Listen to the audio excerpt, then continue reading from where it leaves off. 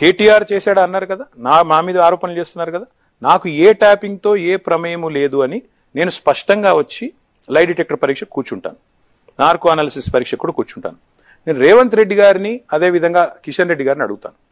రేవంత్ రెడ్డి గారు ఈరోజు తన మంత్రి బట్టి విక్రమార్క గారి ఫోన్ ట్యాప్ చేస్తున్నారా లేదా, తన మంత్రివర్గంలోని పొంగులేటి శ్రీనివాసరెడ్డి గారి ఫోన్ ట్యాప్ చేస్తున్నారా వినండి చేస్తున్నారా లేదా, తన మంత్రివర్గంలోని ఉత్తమ్ కుమార్ రెడ్డి గారి ఫోన్ ట్యాప్ చేస్తున్నారా లేదా, చేయట్లేదు, ప్రతిపక్షాల ఫోన్లు కూడా నేను ట్యాప్ చేయట్లేదు అని లై డిటెక్టర్ పరీక్ష తీసుకునే ధైర్యం ముఖ్యమంత్రి రేవంత్ రెడ్డి గారికి ఉందా? ఒకటి. రెండవది, కిషన్ రెడ్డి గారు వారు చెప్పాలా మాకు, ఇవాళ వారు కూడా నీతులు చెప్తున్నారు. దరిద్రం ఏంటంటే ఇది నా ఫోన్ కి అక్టోబర్ 31 నాడు నా ఫోన్ కే కాదు, యాపిల్ వాళ్ళు దేశంలోని చాలా మంది జర్నలిస్టులకి రాజకీయ నాయకులకి పంపించారు. ఏమని?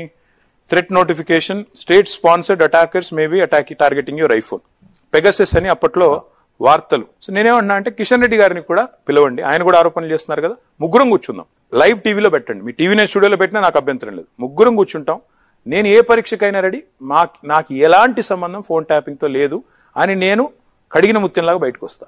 ఎందుకంటే నాకు ఆ విశ్వాసం నా మీద ఉంది, నేను తప్పు చేయలేదు. వారిద్దరికి ఆ విశ్వాసం ఉంటే ఇద్దరిని రమ్మనండి, ఇద్దరి మీద కూడా చర్య తీసుకుందాం.